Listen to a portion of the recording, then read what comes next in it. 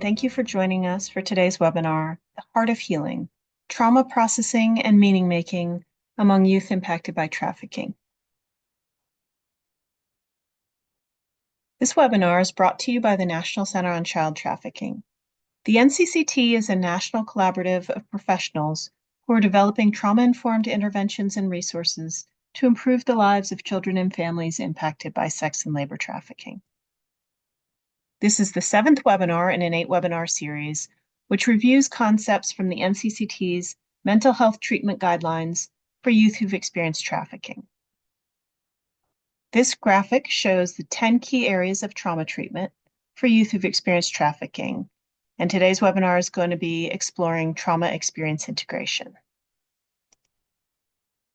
In TEI, therapists support youth in identifying their most impactful experiences in memory, either within or outside of the trafficking. TEI involves exploring youth's core beliefs and trauma-related cognitions and honoring their past coping and current resilience. It supports youth in developing a more balanced, adaptive sense of meaning about these experiences. In today's webinar, we'll talk about why TEI is important for youth who've experienced trafficking. We'll review some of the important elements of preparation for TEI, highlight core strategies and methods, and we'll discuss responding to some of the common challenges in TEI with youth who've experienced trafficking. We're excited to welcome our presenters today, Matt Cleothermos and Aaliyah Cummings. Aaliyah is a licensed clinical social worker who brings over a decade of clinical mental health experience, specializing in the treatment of acute, complex, secondary, and vicarious traumatic stress. She spent over 10 years providing evidence-based trauma-focused therapy to child and adult survivors of sexual violence, exploitation, and trafficking. Aaliyah co-founded the Philadelphia Juvenile Anti-Trafficking Coalition and was a governor appointee to Pennsylvania's Juvenile Justice and Delinquency Prevention Committee, with a commitment to policy and coordination efforts. She facilitates trauma-informed training nationally and was awarded the Innovative Changemaker Leadership Award by the National Children's Alliance. Aaliyah uses a variety of interventions, including TFCBT, EMDR, and expressive arts techniques. Matt is the director of training curriculum at the St. Louis Children's Advocacy Center and a clinical professor in the School of Social Work and Psychological Brain Sciences at the University of Missouri St. Louis. He has over 25 years of experience and extensive training in the field of child trauma. Dr. Cleothermos is a national certified TFCBT trainer and the author of multiple book chapters and articles pertaining to TFCBT and childhood trauma. Before we get started, let's clarify what we mean by trauma experience integration.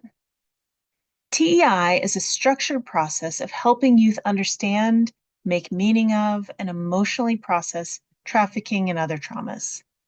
The aim of TEI is to help youth understand, conceptualize, and make meaning of adverse experiences to decrease shame and develop agency. TEI also supports youth to see their experience of trafficking within the broader context of their full life, rather than avoiding thinking about it or seeing it as their defining feature. So to get us started today, Matt and Aaliyah, can you tell us a little bit about why TEI matters in the mental health treatment with youth impacted by trafficking?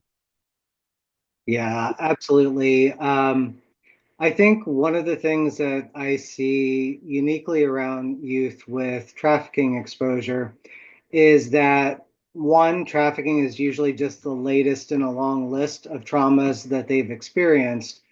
And because they've experienced such a long list of trauma, I think one of the things that stands out about them a lot is that they are like their sense of who they are, their sense of how the world works and how people work is probably more profoundly impacted by trauma than many people.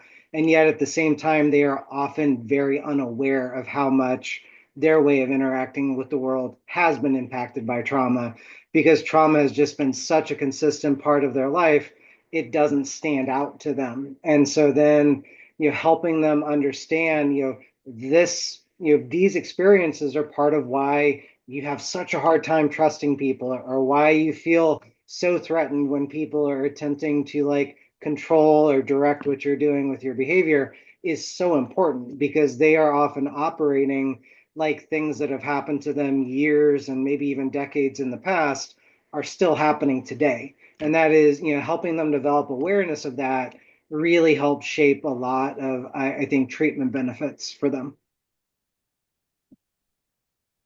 Such a good point. Aaliyah, what are your thoughts? Sure. So when I think about this question and the youth that we work with, the first thing that comes to mind is that these youth deserve healing. They deserve the benefits of trauma therapy, regardless of what model you're using, what tools you're using. They deserve that healing and growth, that they deserve that partnership with a therapist that believes in them, has hope for them, that can dream with them. When I was getting ready this morning and thinking about today's webinar, there's anyone that knows me knows that I'm really into poetry. And so there's a lyric by Emily Dickinson where she says, "Hope is the thing with feathers." And when I was thinking about that lyric this morning, I was thinking about the idea of how impactful having hope for these youth and these families can be, how that can take flight, and how that can take young people to places that we may never see. So I invite you to have hope and to dream with us today, to dream with your youth and your organizations and the families that you serve. That's great. Thank you so much. I mean, I think, we're starting when we're talking about trauma experience integration, and we're kind of talking about all the difficult things that have happened to many of these youth. It's so important to balance that out, right? That we're not just talking about the negativity, we're also talking about meaning and hope. So let's think about how we prepare for this aspect of clinical work with youth. So, Aaliyah, do you want to just maybe start us off with walking us through some potential considerations that are important in laying the groundwork for TEI? Yeah, absolutely. So by this point in your therapeutic relationship with this young person, you likely already have an idea of what their past therapy experiences have been like. But it is important at this moment in therapy to think about and to be aware of, have they been to trauma therapy before? What was that like? What worked for them? What didn't work for them?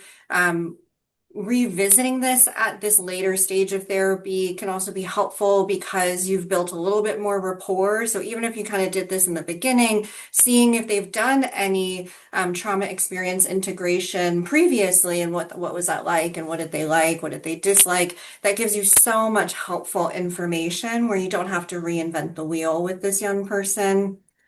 I was speaking earlier about dreams, and I think that goals and dreams are a really important part of the conversation with a young person when you're preparing for this phase of therapy.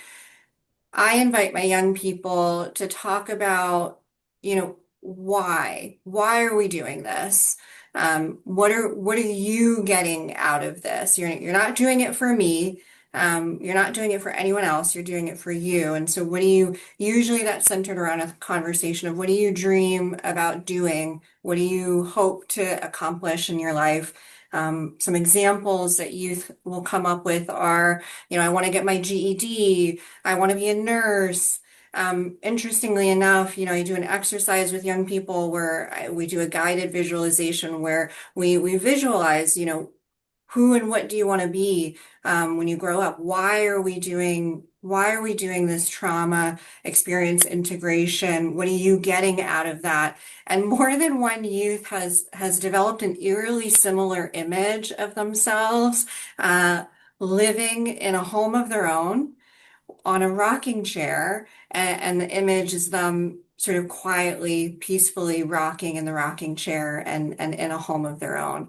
And to me, I think it's so important to get that image and to get a really clear image of that, so that they're consenting to what they're doing, they so that they know why they're doing this, but also so that when the work gets hard sometimes, because that does happen, like this phase of therapy, just like any other phase of therapy, can be hard, unexpected things can happen or come up, then you have an image or something to go back to revisit, to remember, why am I here? Why am I doing this? And making sure that they have a voice and a choice in their own healing. Yeah, that's great. It reminds me of just sort of that balance between some of the chaos maybe in their lives before, and then wanting this peacefulness and an ownership of their own space, that boundaries and kind of this space that is mine. What about you, Matt? Well, and I love that image of, the rocking chair, and I think that really fits nicely into what I want to talk a little bit about next is the issue of regulation.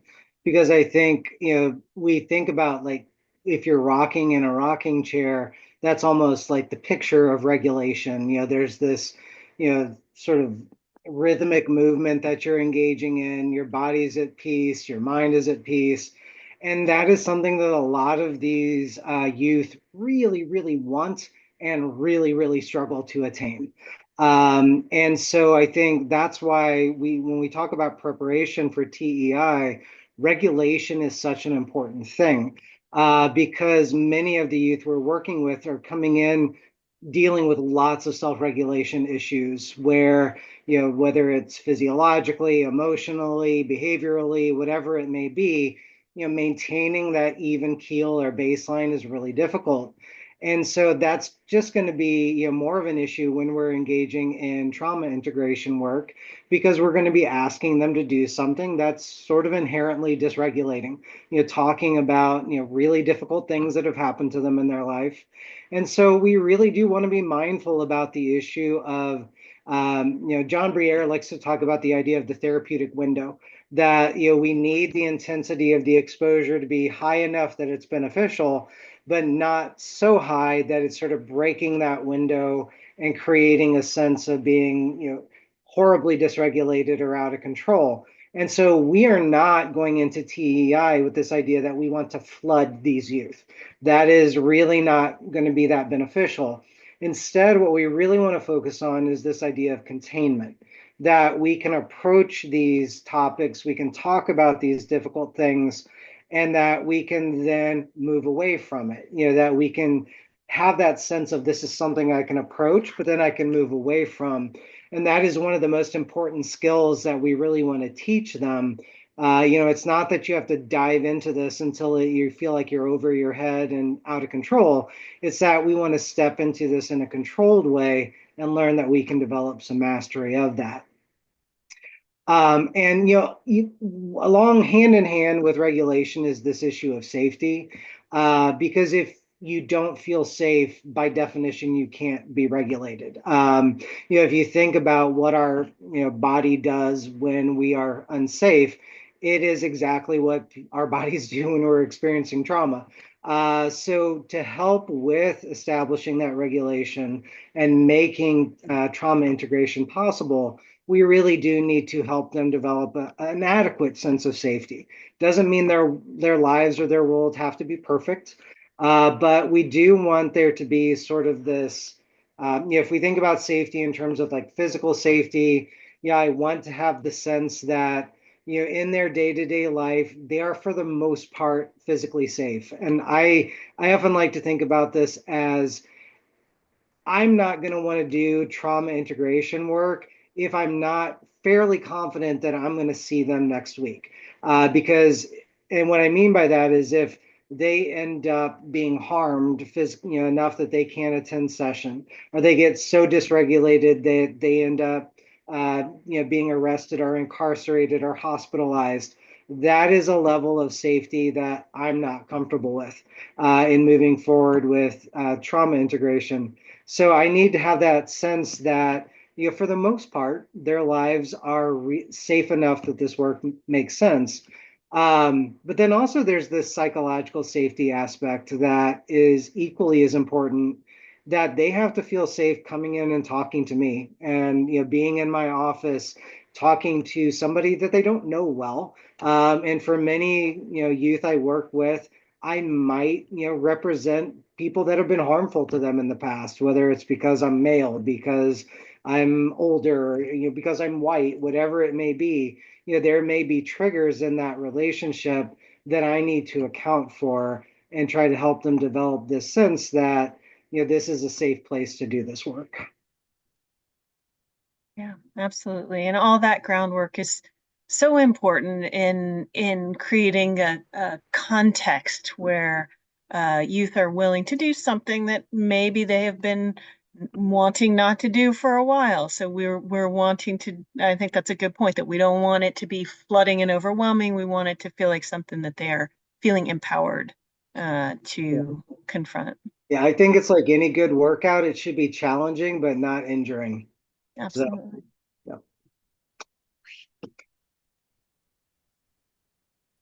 Yeah, something I say often is that the this phase of trauma experience integration, it should feel a bit anticlimactic. It should feel like by the time you get to this phase of therapy where you're revisiting traumatic memories and you're doing the work, and we're going to get into strategies in a second, but that it should almost feel a bit anticlimactic, that I feel really proud of the foundational work that we've done in all of those prior phases when I have a youth turn to me and say, "Oh, that wasn't that wasn't as hard as I thought it was going to be." So yeah, that's such an important part. Just to kind of recap the main points around preparation, we want to be looking at those resources, making sure that they have supports available to them.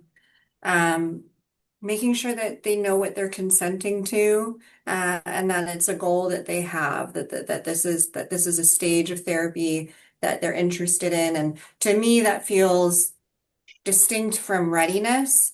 Um, you know, I think youth are oftentimes ready. And what I find myself talking about in supervision with supervisees is sort of maybe their own experience of like concern or fear, and is the therapist the one that's ready, and making sure that we're clear that no, this client, this young person is coming to us with the necessary resources in place, like Matt mentioned, and that they're ready, and that they know what they're signing up for. And And the regulation piece, I think pacing is a big part of this. You want to have it be following the pace of that young person. Not everybody's pacing is going to look exactly the same. Just because somebody needs a slower pace doesn't mean that they're not ready. And you're really going to be looking towards that regulation. And yeah, I love that the rocking chair is actually really becoming an image in this section, because that's the goal. You're absolutely right, Matt, to work towards that regulated, peaceful state.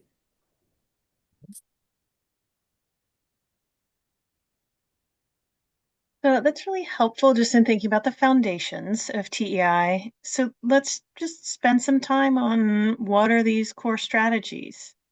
Matt, I'm curious what strategies you've found helpful when engaging with youth who've experienced trafficking. Yeah, and I do think it is helpful to not get tunnel vision is one of the big things, because I think when we are dealing with trafficking, I think there is a tendency to almost overemphasize the trafficking as the trauma that we need to process. And not that it's not important, but so often there are more like foundational experiences that have led up to this experience of trafficking that are really, really critical. And this is, to me, I think, leading into just this idea of, that there's really two major parts to trauma experience integration. On one hand, and I think this is something that in a lot of evidence-based treatments we focus on, maybe more so, is this issue of desensitization. That, we are going to talk about this difficult memory repeatedly to the point that it no longer triggers this same like emotional reaction. Like we're able to tolerate that exposure to those memories and develop some mastery there. And that is one side of the equation. And for some youth with trafficking experience, specifically, or more complex trauma in general, it can still be important. But we also don't want to forget this issue of meaning making. And, I often like to think of trauma experience integration as kind of occurring on this continuum. On one hand, we have desensitization, but on the other side, we have this sense of meaning making, of understanding a bit about what does this mean that this happened to me? How do I make sense out of this experience? And we can toggle kind of back and forth on this continuum depending on what a lot of our clients seem to need the most. So if I have a client has really specific avoidance or re-experiencing related to a specific event, I might do more desensitization work around that event. Whereas if I have a youth who they're focusing more on these like bigger picture ideas, like I can't trust people. And it's not because of one particular event, it's because of many events that have kind of contributed to this. Then I may take more of this meaning making approach. And on the next slide is talks about this a little bit more in depth, that, when we're thinking about this continuum, desensitization is really much more about events. That I'm taking this specific event that was traumatic, I'm doing this desensitization, and it's a very kind of like behavioral or emotional process. Like we are doing this action of talking about the trauma, we're having conversations about it, and as we're having those conversations, I'm experiencing this emotional reaction in response to these memories. And over time, by doing this work, those emotional reactions begin to decrease. And this is very much often focused on the idea of like, who did this? What did they do? When did they do it? Where did they do it? It's that very like journalistic recounting of a trauma experience. And then using the analogy of like, don't miss the forest for the trees, I will think about these as these are the trees. A forest is made up of lots of trees, and some are really big trees, some are really important trees. And we may need to spend some time talking about some of those trees, but we don't want to miss the forest. And the forest is really about these themes. Like, what are these overarching beliefs, core beliefs that youth have developed because of all of their life experiences? And this tends to be much more about making sense out of things, understanding how these events impacted the way I view the world, the way I think about things. And so then, not surprisingly, this is much more of a cognitive emotional process. So it's not about like, I'm just going to tell the story over and over again the same way and feel better. It's about, I'm going to tell the story, but then I'm going to think about the story. I'm going to think about what I learned from this story and whether what I learned still works for me. So I may have learned that it's not safe to trust people, and that may have served me, very well for many years or many experiences in my life, but it may be causing me some problems in other circumstances, like in a new placement or at school, where I'm not trusting people and it's backfiring. And themes are much more about why. Why did this happen? Why did it happen to me? Why didn't somebody stop this from happening? Yeah, so it's really those more bigger picture, almost like existential questions. And this is the forest. This is that big picture. How am I attending to how these experiences have just shaped the way I deal with things in life? I love that analogy. It's a very nice way of being able to hold both, Yeah. and sort of go back and forth between sort of scaling out and seeing the big picture stuff and then zooming in and seeing those specific events. Yeah, and I haven't really mentioned this specifically yet, but I love using timelines to do this, where you're literally working with the youth to develop a timeline of their entire life.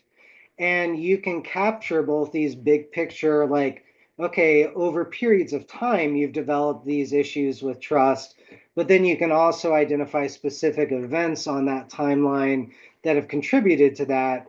And it really does allow you, like you said, you can hold both and you can bounce back and forth to, well, this particular event has a lot of meaning or distress associated with it for you, but it also contributes to this broader picture of how you see things and how you live your life. That's great. And I actually stole my own thunder because I just already talked about timelines. Oh well, you'll see one in a second. I love the trees and forest metaphor, Matt. It's such a great image for this work. One of the things I really love about that is that it allows the therapist some needed flexibility to follow the young person where they lead. So there are some areas of TEI where you're going to be more theme heavy, and then there are going to be some that are more tree heavy, and they really know. They know where they need to go. And it might not make sense to you at first, and that's okay. Because we're really there as a partner in this work. And so we trust them to know what they need and in what way and in what order they have to process these experiences. So thinking about events or using Matt's metaphor, the trees more specifically, you may be working with a young person to identify what are those most impactful memories, what are the events or the trees that they are maybe experiencing pretty serious PTSD symptoms around, maybe some of those more intrusive or re-experiencing symptoms. Um, there are a lot of ways to approach this. One of the ways that I do this is with the classic subjective units of discomfort scale or SUDS. You don't have to use that. For me, I find it to be a helpful organization tool. Um, so, you know, that's where you invite the young person to create a scale and of usually 0 to 10, but you can kind of decide the numbers. But for the sake of this example, we'll say 0 to 10, and they'll assign specific events a set score. Like something might be a 2, something else might be an 8. And that'll help you as the therapist kind of be better aware of like, okay, what is causing more distress or discomfort or pain right now, and what's sort of a lower level. And, Matt already said this, but it's worth repeating. The trafficking might not be their highest SUDS level or their most distressing memory or their most impactful memory. And being open to that and believing of that, I caution anyone from questioning that right away. It's not necessarily the young person minimizing their experience, or it's not necessarily an avoidance symptom. It certainly could be, but it's not necessarily that. And really giving the young person the time and space to figure that out for themselves. Like Matt said, those early life experiences, the early childhood sexual abuse or the incest or the neglect or maltreatment from somebody's mom or primary caregiver. These are wounds that when young people start talking about it, that they start to identify, ooh, that one actually really, really hurts. So using that SUD scale, there's a lot of different approaches, regardless of what modality you're using. You could go chronological, you could go thematic, you could go based on the SUD scale, but you're really just kind of working with the young person to figure out what works for them. I do usually advise that whatever sort of event-specific tool you're using to process that memory, whether it's TFCBT, EMDR, or any number of other modalities out there, that you start with something that's a lower end, like a 2 or 3, if you're using the SUDS. You want to give that young person a first experience where they succeed, where, Matt was explaining before, our goal is not to flood anyone or freeze anyone either. We want to give them that sense of success that, okay, and it also helps with that consent and assent piece too, where once they've done one version of the type of intervention you want to do with them, then they have a better idea of what they're signing up for. They're like, okay, that felt kind of good. That felt manageable. I could do that. And I succeeded at that. Another thought to just kind of hammer home this avoiding assumptions piece, you want to be really careful about those assumptions. This is where supervision is really important too, and having really good clinical supervision where sometimes those assumptions or biases are unconscious to us and we don't even notice it. An example I give a lot is, so certainly trafficking might not be the most primary trauma for this young person, but even if we're talking about the trafficking, the commercial sex act or the experience that they're having with buyers is maybe not necessarily the most painful experience. And in my experience, that those experiences in trafficking rate pretty low compared to some of these other experiences that they've had with the trafficker, where, an example that comes to mind is a young person said it so eloquently where she was like, the commercial sex act piece of it was predictable. Like I knew what was happening. Yeah, I had my sort of feelings about that, but what really sucked and what I feel really sort of messed up over is, what we might consider the control tactics of the trafficker. And so for this young person, it was that she hadn't followed some rule. She had sort of done something that the trafficker was upset with, and this trafficker, their control tactic was to enact punishments on others, and to kind of make you bear witness to that punishment. And so for her, that was incredibly distressing, because she felt like it was her fault anytime something painful or some kind of injury happened to somebody else that was sort of in this environment with her. One scenario in particular was she had sort of not followed one of the rules, and so this trafficker had sort of burned the face of one of her peers, like in one of the other victims in this situation. And she, for years, felt so much guilt and self-blame for that. And I use that example because I think as therapists, we sometimes, in our efforts to partner with young people, we end up like inadvertently leading them in maybe not the right direction. And so if you had a little bit of a tunnel vision in that scenario, you could have missed that entirely, because that young person didn't realize how badly that impacted her until, we just started talking about it and exploring what were some of the experiences when you think about that time in your life, what was really hard, what was really painful, rather than me kind of been difficult during that time. We just missed that end little bit. If what you said, if can you repeat just that last little statement you said?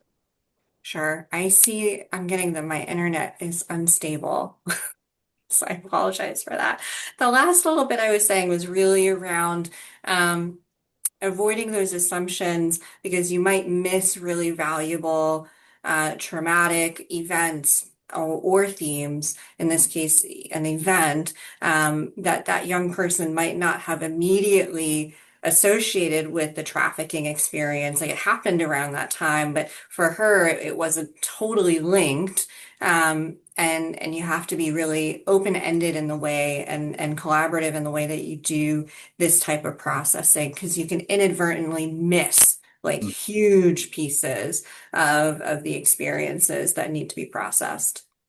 Yeah, I really appreciate that, Aaliyah, because I think that's also one of the big values of taking more of that timeline approach is because you do need to cast a broader net than you might typically when there's this clear, distinct, like one-time acute trauma, because you don't know what all associations exist between different events in that timeline or how other events like influence the way they experienced later events. So yeah, I really do appreciate that idea, just that concept of casting a pretty broad net when you're starting this process. And speaking of timelines, Matt, I know you've mentioned it a couple of times. Do you Yeah, want to just like dive us into that a little bit more yeah, and kind of I can share? Mhm. absolutely do that. So I've talked about timelines, and we thought it might be helpful for you all to actually see what this might look like. And this is actually a timeline that I did develop with a client of mine some time ago. So you'll notice there's a lot of things going on in this kid's life. For the first 5 years of her life, she was living with her mom. There was homelessness, neglect due to drug use. She was taken away from her mom by child protection and this state in when she was 5 years old. That led to a first foster home experience where unfortunately there was sexual abuse by the foster dad, physical abuse by the foster mom, also some domestic violence. Then at 8 years old, she was adopted. And during the course of that, like, while as part of that family, her brother was also adopted by them. There was sexual abuse by the brother from like age 8 to 8.5. And then she was only like physically in the adoptive family's home for a relatively short period of time because her behavior like deteriorated a lot at that point, and that led to like multiple residential placements. Really, that went from like age 8.5 until like 14. During that time, her biological mom died when she was 12.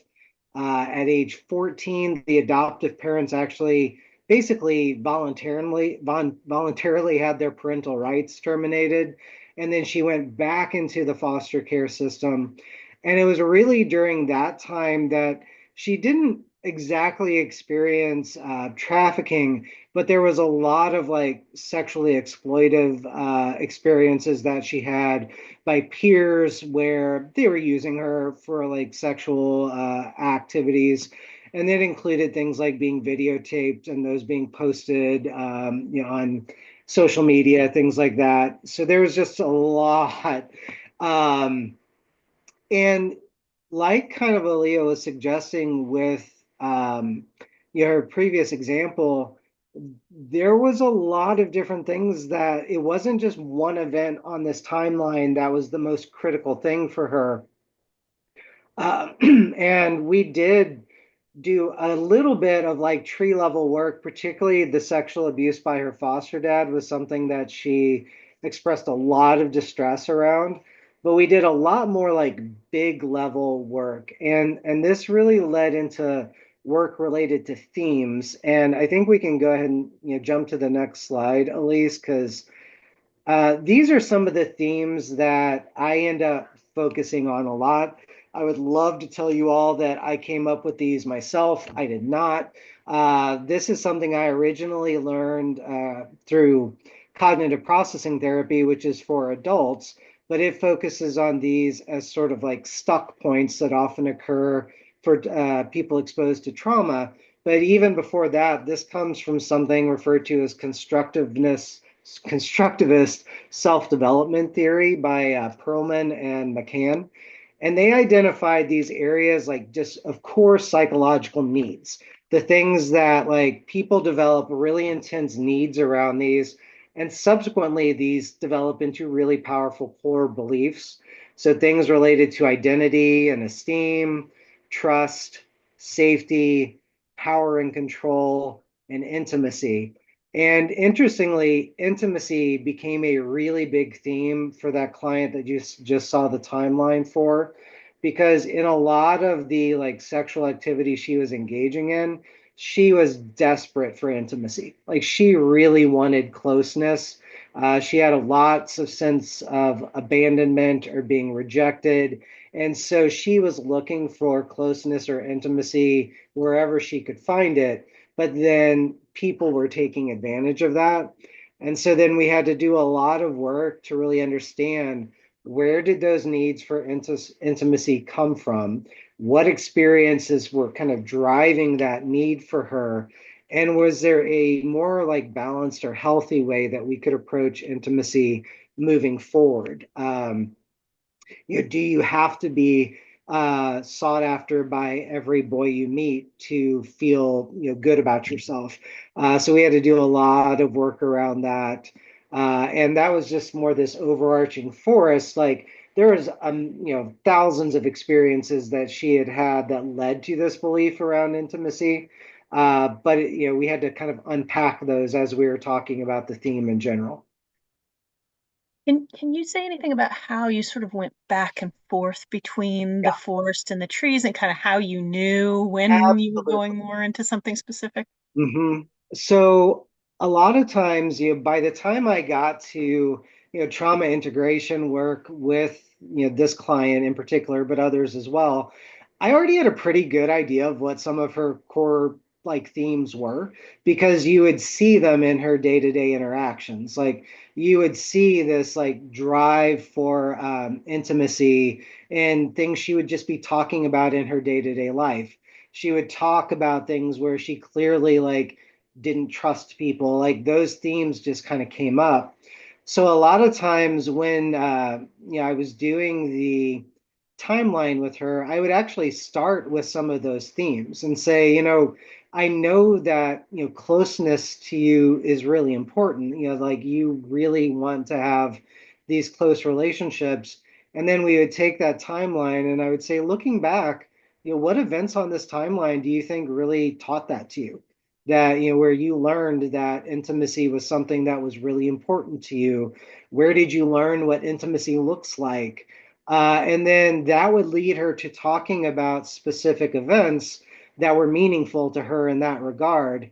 And that would lead off into some more of the tree work, where either we would be talking about that specific event and how it shaped her beliefs about intimacy, or we would start talking about a specific event and then we would see a lot of that discomfort start to show up, that those subjective units of discomfort, that number would start to go up and we would realize that there was some really distressing memories that were part of that tree event, and we did some desensitization work around those specific memories, particularly related to the sexual abuse by the foster father. That was where we ended up doing a lot of that more desensitization type work, along with the more general theme work we had been doing.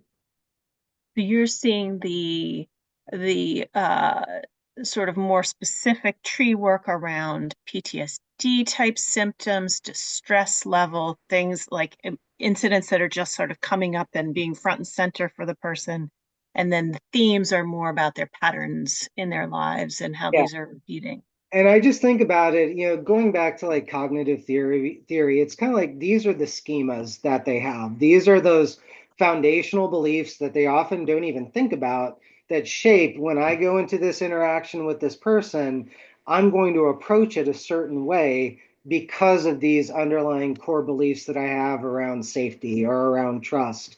And a lot of times they have no understanding where those core beliefs came from because they started developing so early in life, or just the trauma was just so ongoing that they weren't able to kind of tease that apart until they dig into it a little bit more deeply.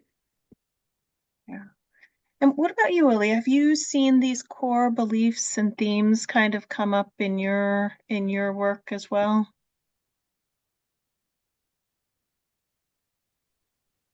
Yeah, I mean, absolutely. Just echoing everything that Matt has already shared.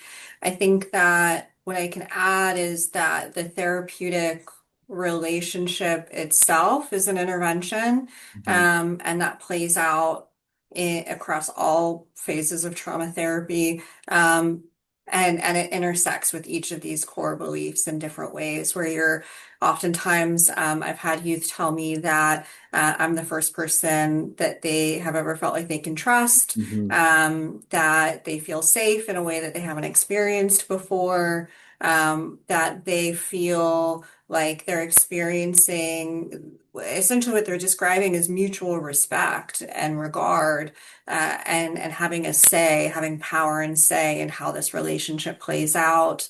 That impacts their identity and self-esteem. And so, that we talk a lot about that therapeutic relationship and alliance in the early stages of trauma therapy, but that really plays out in meaningful ways um, once you hit this TEI stage. The other sort of piece that I always like to throw out there when we talk about themes too, it always feels worth mentioning is the experience of grief. Mhm. Um, we focus a lot on trauma and events and themes and these things. And in my experience, so many of the youth that I've supported and worked with have experienced traumatic grief, disenfranchised grief, ambiguous grief, grief related to their identity, grief related to the things that they always hoped that they could have in their lives, but are now realizing they don't have. And so a theme that emerges a lot for me is oftentimes grief, and that can also impact the kinds of interventions that you do in thinking about trauma work and grief work. So to give some examples of what I mean, um, you know, many youth have experienced the ambiguous loss of a loved one, being incarcerated, or having a substance use disorder where maybe they haven't, that loved one or that parent or that caregiver hasn't died, but there's a loss there. And many of these youth have never sort of acknowledged that as a loss or had someone else acknowledge that as a loss for them. Um, in thinking about the timeline, what I'll say to my trainees sometimes is that the trauma timeline is when sort of plot twists pop up. Like you think you think a pretty good sense of this young person's life story, and then you start doing the timeline, and there's a plot twist, and oftentimes I feel like the plot twist is some kind of traumatic grief. Maybe there was a cousin who they called sister, who passed away suddenly when they were young. Maybe they witnessed someone be shot and killed that they really loved and cared about, and that is absolutely part of the process. A common loss that I see emerge is this loss of as our young people heal and grow and discover that they are awesome and that they like deserve great things, and start to have that higher self-esteem, they start to realize things about the loved ones in their lives, and that maybe my mom is never actually going to be able to give me what I need, and what I deserve. And there's a loss there. There's a loss of this idea of what could have been or what could be.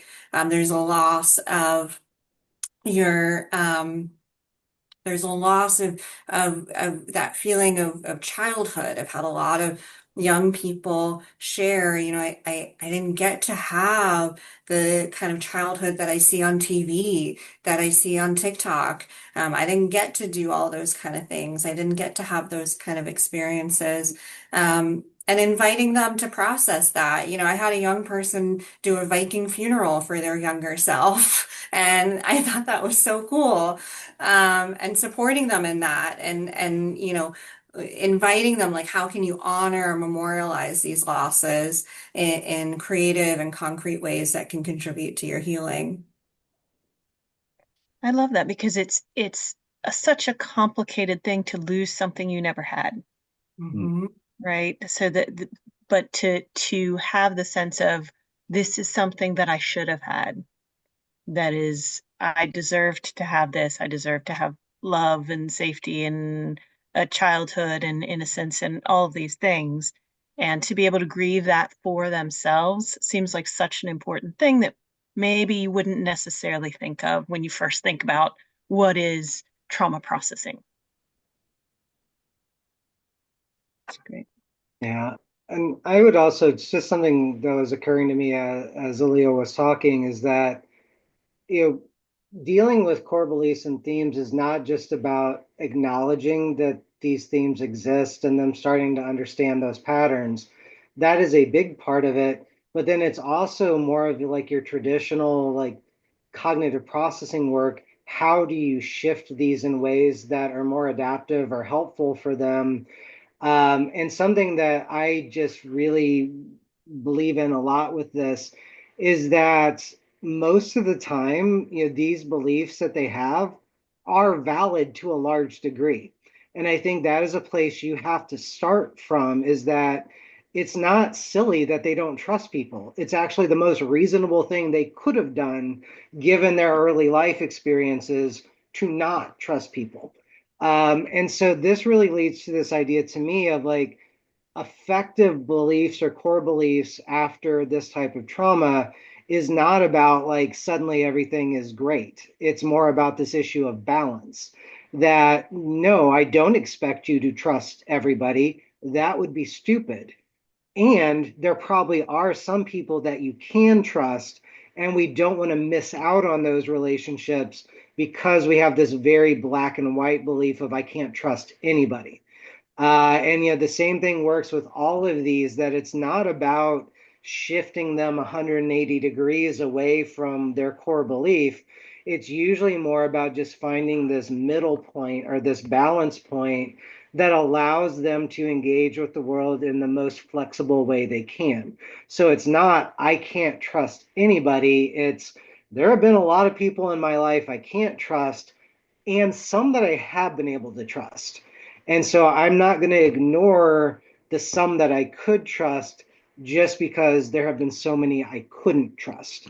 And that is where that's the end point that I really want to get them to, is not, again, not that everybody is fantastic. It's that maybe there are some people that are okay and that Mm. you don't want to lose out on those. And that kind of ties into that issue of, you know, loss that Aaliyah was talking about. We don't want to lose out on things in the future because we've lost out on things in the past. And we really want to avoid that outcome too. Right. It's moving out of that immediate trauma Yeah. threat state, acknowledging that safety is important Yeah. and maintaining a focus on that while creating some room for growth. Mhm. Yeah. So speaking of kind of growth and opening to things, there are, I think a lot of ways of doing this. So can you guys talk a little bit about some of the ways that you might incorporate in trauma processing? Yeah, absolutely. I always, I never cease to be amazed by the adaptability and creativity of my fellow trauma therapists.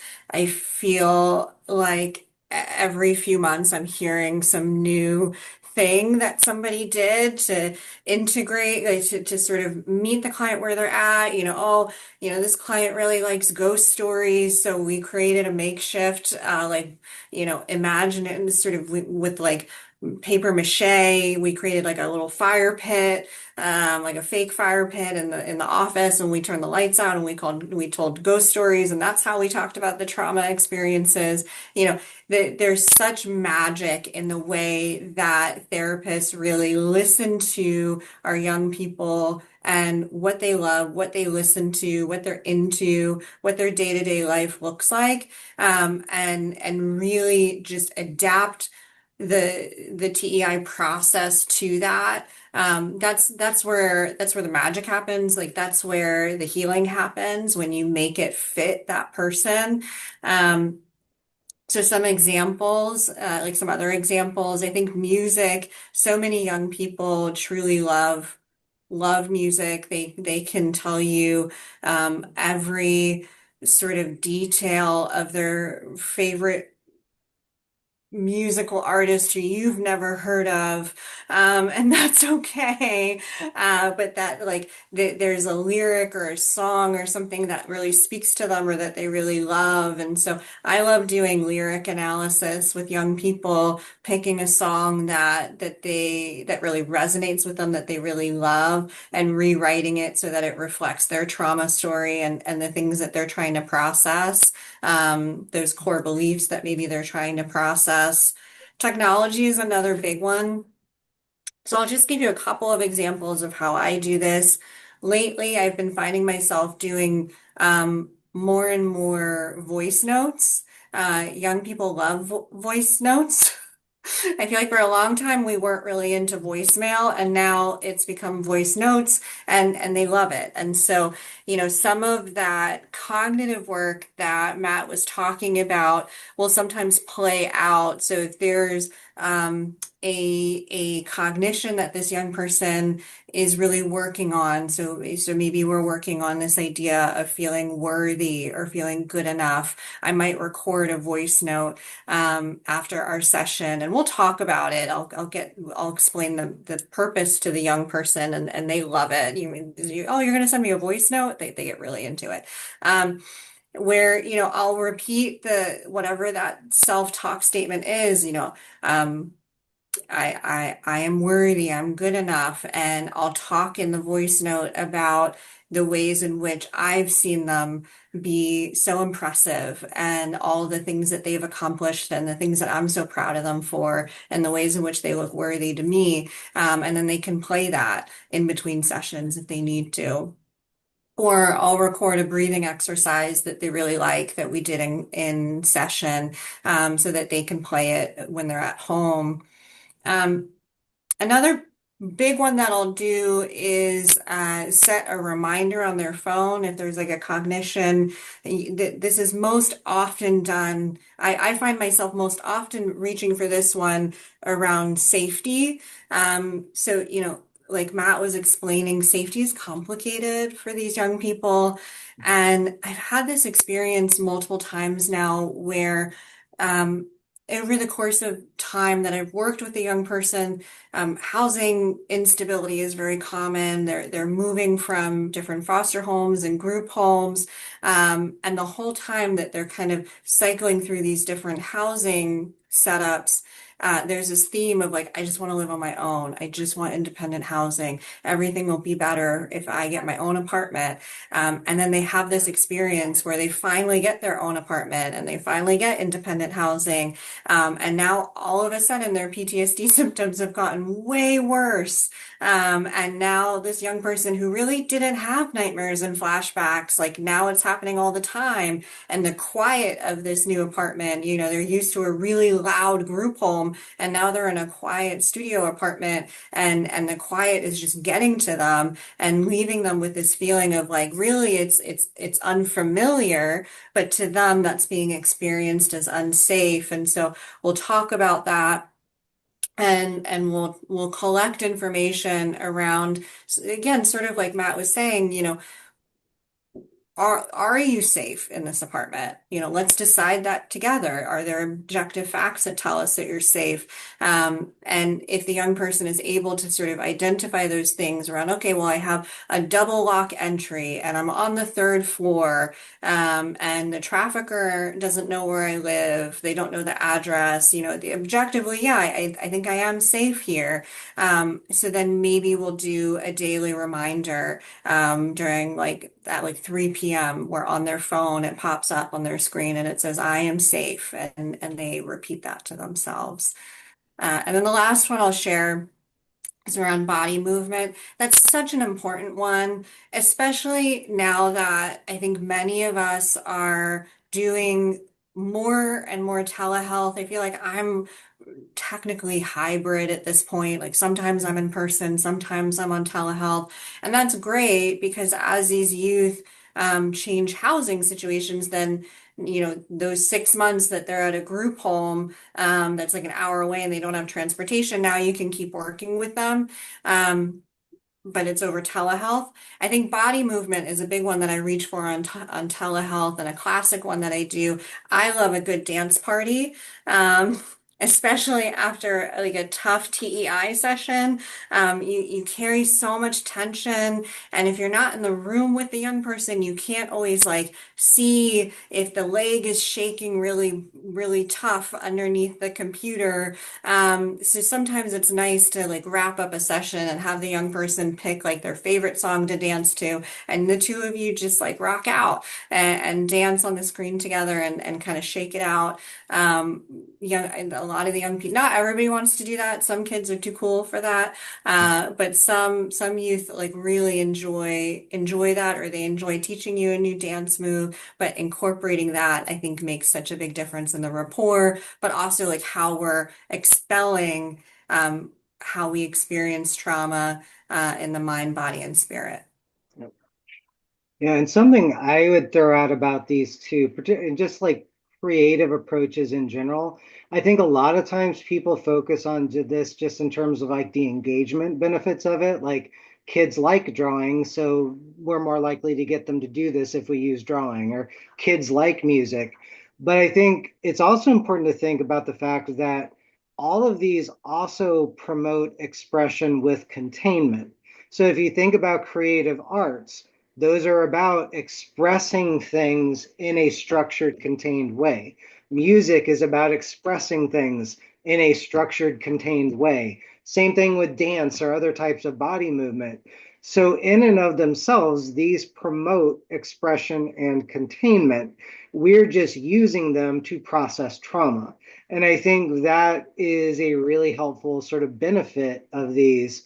And I am a big fan personally of integrating music into trauma integration, because we have all had that experience of like you will hear a song and it will take you back to a time in your life. Like immediately, it will transport you back to this time in your life. And this is true for these kids as well. And I often combine this with the timeline work, and we'll have kids think about songs that they associate with different times in their life. And we will actually like literally develop a playlist. And that will be almost like their trauma narration or their trauma integration is the development of that playlist and talking about why we're picking certain songs for this part of your life. It may be because it was a song they were listening to a lot at that time, or it may be more of like a lyric analysis, like there's something about a lyric that really ties into that time of their life. And I think that is a really just very engaging way. I have yet to meet a client who didn't like music. It just, humans like music. It's just very rare to not. So, Yeah, I love that. So the access to the experiences is heightened. And then there's the learning piece too, people learning best in different ways. And so when you're relearning something, and obviously trauma is influencing all different parts of our brain. And so, depending on what the person's experience was like, it may be that different interventions that kind of pull on these different mhm. aspects of experience may be more conducive to shifting something for kids. And I mean, there's no surprise to the fact that these types of things are tied to emotions. So we all know dance, music, art is tied to emotion very closely. So when we're integrating those, that's kind of like a shortcut to getting at emotional content. Yeah, great.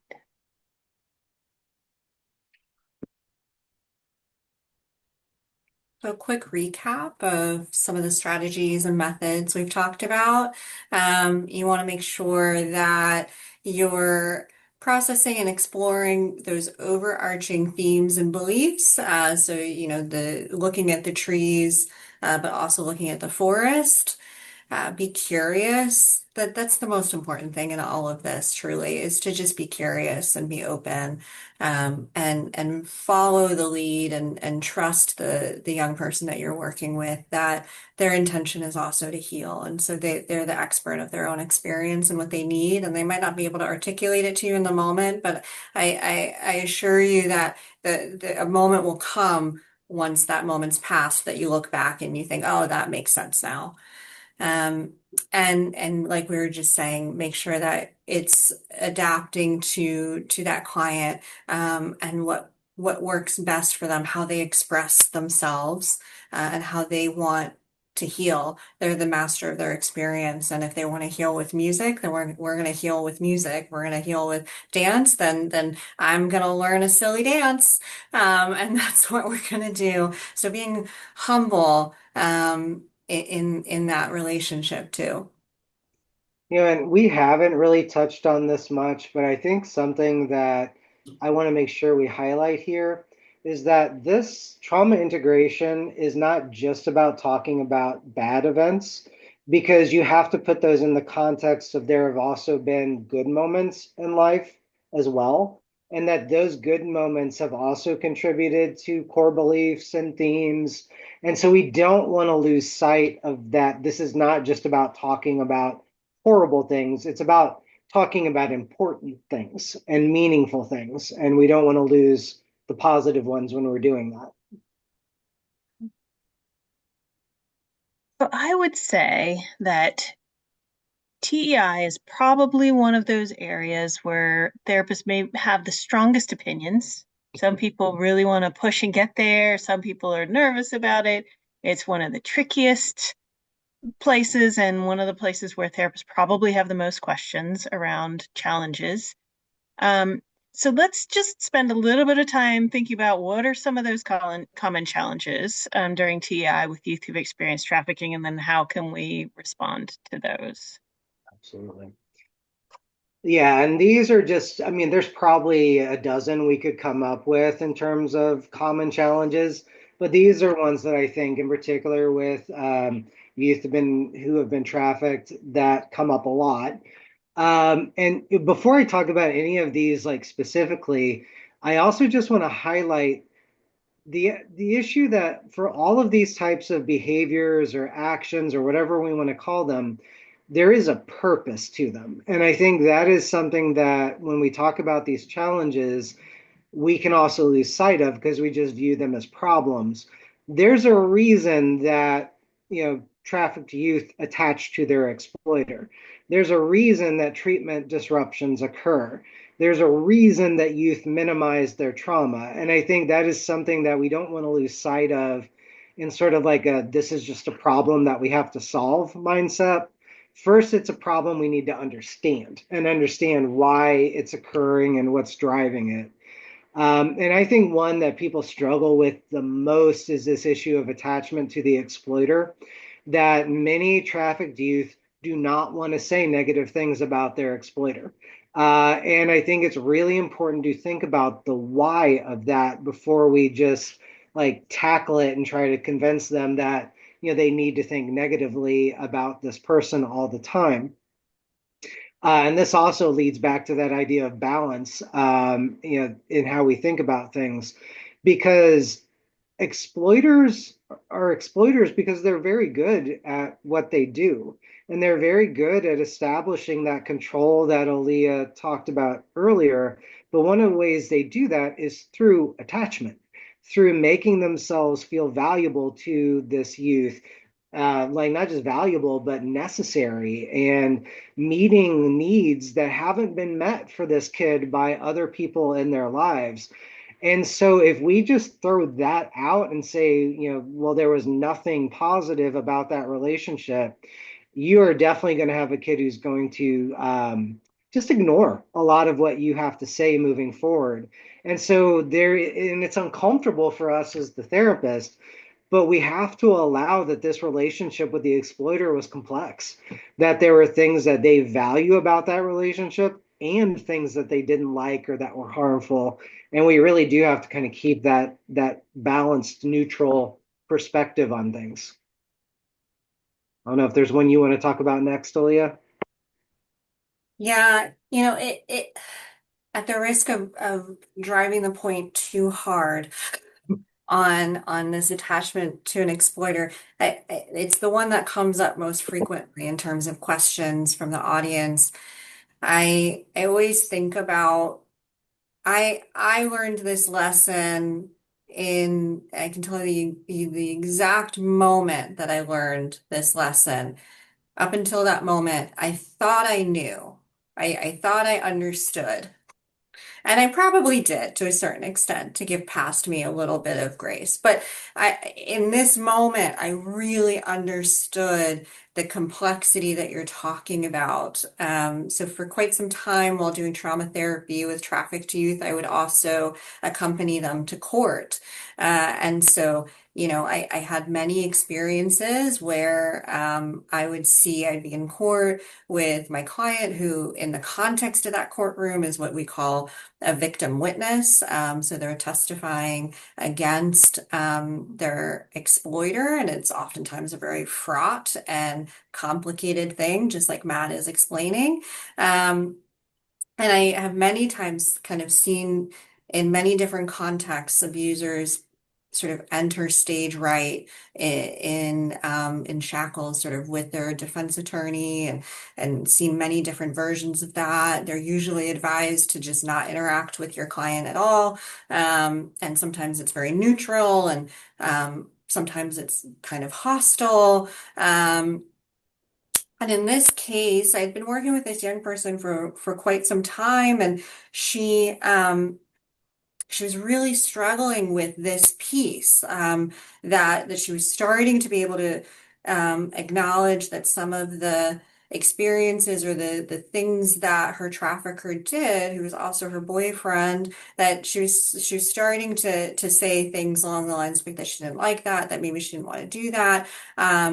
But to Matt's point, really struggled to speak negatively about him, and spoke quite fondly of him, still had quite a lot of love for him, had been feeling a bit shamed by the other professionals in her life for that, had been kind of met with a lot of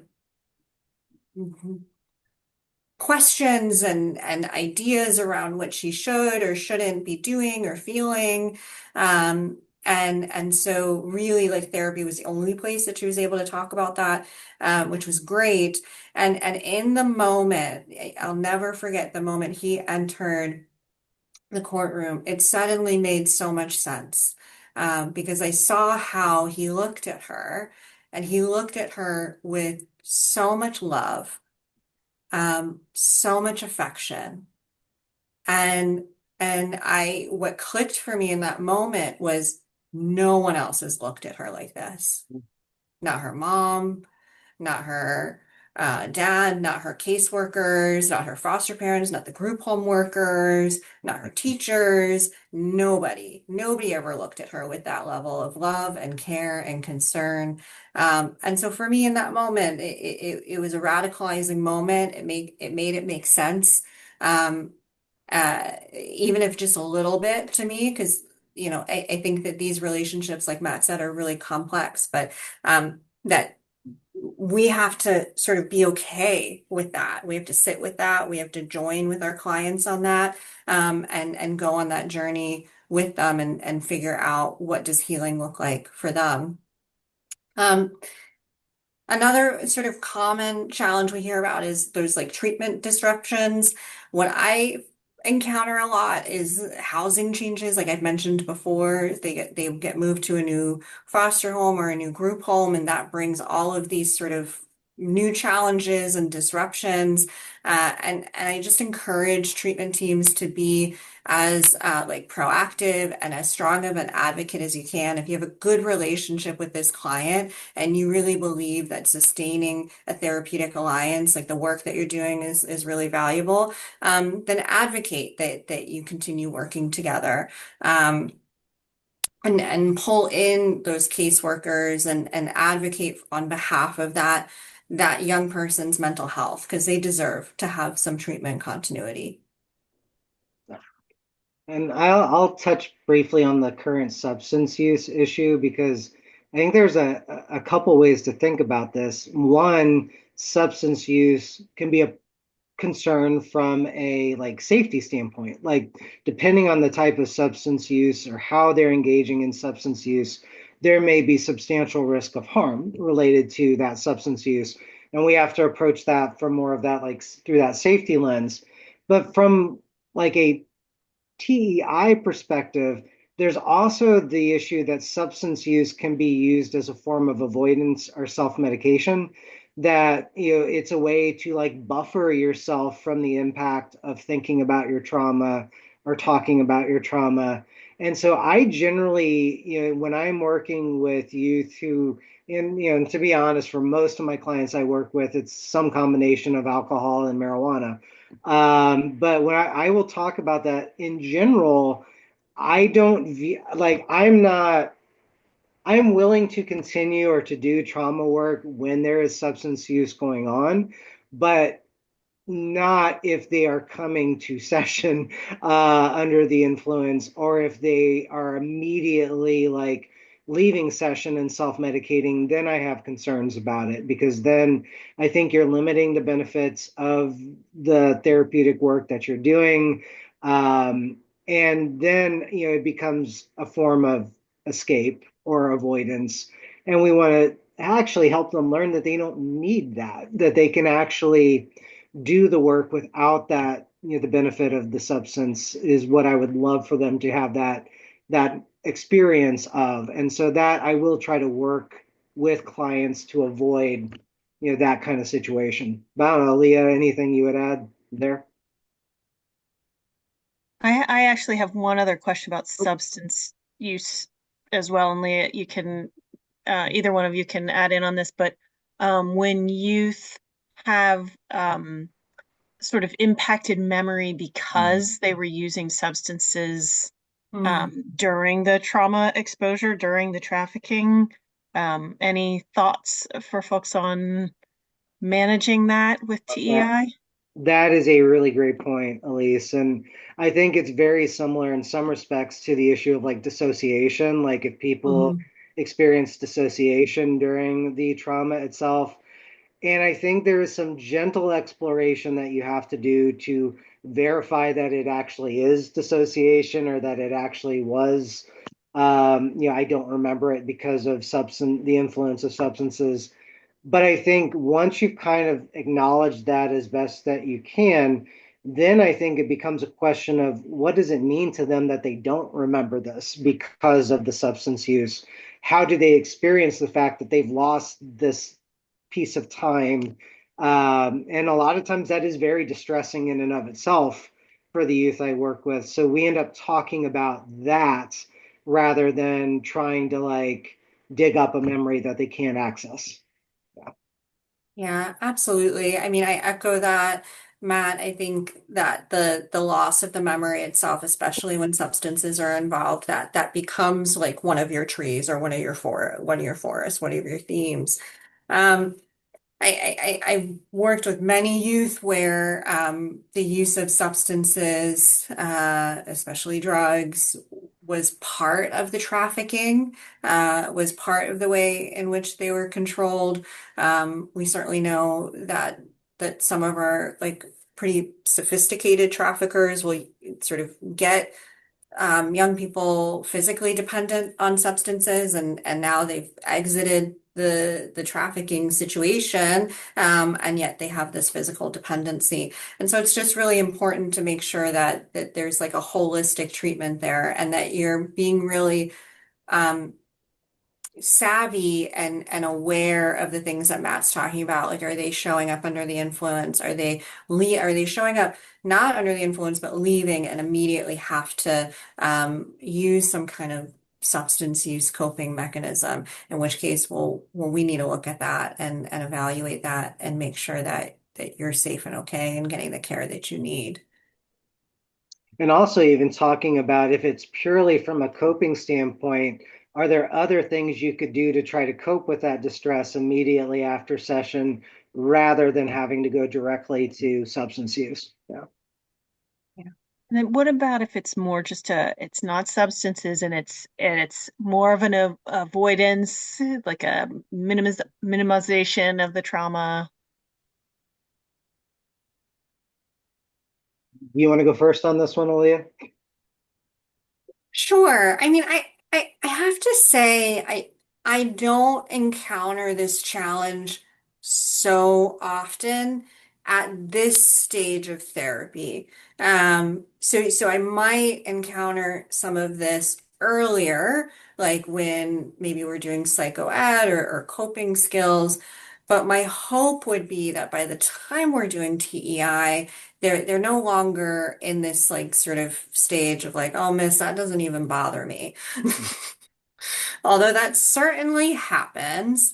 Um, and again, I think I just try to prioritize the things that they want to prioritize first. If they're minimizing certain things, does that mean that I'm trying to go for like the hottest, most sort of challenging memory or theme? Am I trying to go in too hard, too fast? Do I need to sort of slow down? Like, what is this telling me about the pacing of the TEI process? What is this telling me about their environment? Like, has something happened in their environment where now they feel like that defense has to come up or come back? Those are the things that I think about. Well, and I always like to take this back to like sort of like traditional cognitive therapy sort of thoughts is the, minimization is actually one of our like hallmark thinking errors. That it is something that people do a lot to try to think their way through situations. And I think, again, keeping that in mind, minimization then serves a purpose for them. It's doing something for them, like it has a function to it. And a lot of times I will try to understand what that function is. Like, so I view this as so it feels like to me that it is really important to you to make it clear that this does not bother you. Can you talk to me about why that's so important? Like the why is it so important that people know that this is not something that bothers you. And a lot of times when you start that conversation, they get to the conclusion that, oh, I don't want people to know that because it did bother me. And I'm doing this to protect something that I'm very sensitive about. And I think if you take that approach rather than like insisting that, no, it is a big deal, you need to talk about this, it's very important. That backdoor approach tends to be much more effective. So I know we're kind of coming up towards the end of our time here, but we do want to talk about this issue about the impact on us of doing this work, particularly when we're doing the trauma processing piece and that secondary exposure. What thoughts do you guys have about that? Yeah, self-care. I love talking about self-care. Um, Well, okay. So I think any conversation about therapy, a therapist, a trauma therapist, self-care, it has to be named that we are overworked and underpaid. Environmentally, like we have to look at the environment, the context, right? Like we deserve the same trauma-informed approach that we give our clients, and that has to be named. Every full-time trauma therapist I know has a second job to help pay for the cost of living and things like that. Um, that being said, there are certainly individual and organizational strategies that people can utilize to help take care of themselves. The example I always give is the doctor's appointment. So I am responsible for scheduling a doctor's appointment, going to the doctor's appointment, following the doctor's orders, and my organization has to set me up so that I can go to the doctor, that I can access the care and the help that I need. And so I implore everybody in the audience, if you're a manager, if you're a supervisor, if you're a therapist, to really be taking that both and approach. Like, what's the individual approach to self-care and what's the organizational approach? How are you structuring your therapist for success? Because secondary traumatic stress is so real. It's not, I always say it's not a matter of if, it's a matter of when. It just happens. It's not something for any of us to feel shame around, or like we're somehow not good enough, or like not tough enough. Like this happens to all of us. And so how are you as an individual and an organization setting your therapist up for success? And so individually, some of my hallmark go-tos are being involved in social justice advocacy. Every day, I hear how like systems are oppressing people and causing harm, and so how do I make meaning and work towards that larger, more global change?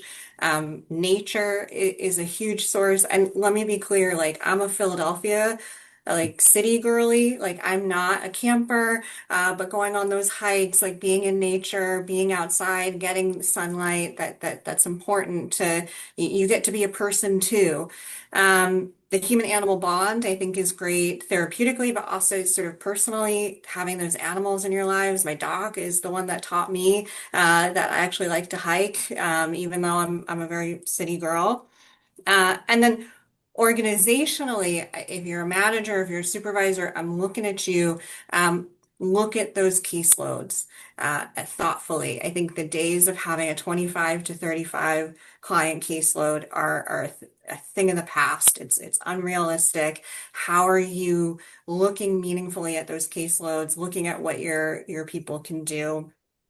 And then my last sort of soapbox thing that I'll say is that trauma-informed clinical supervision. So um, the safety and the rapport and the alliance that we talk about being so important in the therapeutic work that we do with clients, that's also really important in the supervisor-supervisee relationship. How are you being transparent? How are you incorporating peer support? How are you creating safety and trust and rapport in that relationship so that that therapist can share when things are hard, can be vulnerable, and then take that feedback and say, oh, I think you need a pivot. You need those foundational principles in place. And this is perfect because we do have this resource that is coming out soon. So the Trauma Workforce Wellbeing Toolkit, it's going to have some resources and some strategies to help support the workforce, including individuals, supervisors, organizations. There's a QR code on this slide. So there's an upcoming webinar being held on April 27th at 1 p.m. Eastern Time. And that is a companion to the resource. So you can click on the QR code, or we will also be following up with an email about this. And do I have And yep. So I think you're looking for this maybe. maybe? Just any final thoughts as we're wrapping up, the one point that you would want people to walk away with.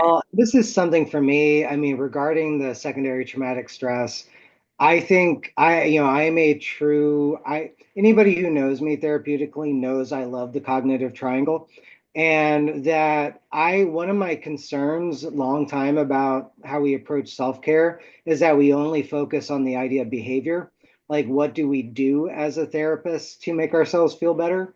When in reality, I think that may be the least important of the three parts of the triangle, which is one, how do we think about our job? And two, how do we experience or feel, deal with the feelings associated with our job? And there is a fantastic book that I would recommend for anybody, which is Reducing Secondary Traumatic Stress by Brian Miller. It is fantastic because it really gets more into the how we think about our job and how we deal with the emotional labor associated with our job. And I think it is much more helpful than like the idea of like I need to exercise more or I need to get massages. I think it's going to be much more helpful in terms of sustaining people in this kind of work. Great. And Aaliyah, any kind of takeaway thoughts that you'd like people to walk away with? If we're recommending books, I'm going to throw out Trauma Stewardship by Laura Vandernoot. I think that should be a required reading in terms of how to do this work and be well. I echo everything that Matt is saying. Final thoughts, key takeaways. I think I'll end kind of how I started, which is I encourage you to find that hope. Sometimes we have easier access to that hope, and sometimes it's harder to access it depending on kind of where we are at. But wherever you can find that hope, if that's in your community, if that's in your team, if that's in the families that you serve, I've observed the most remarkable human spirit in the clients that I serve, the youth that I've served. Like they've reinstilled my faith in humanity time and time again. Wherever you find that hope, I encourage you to look for it and hold on to it.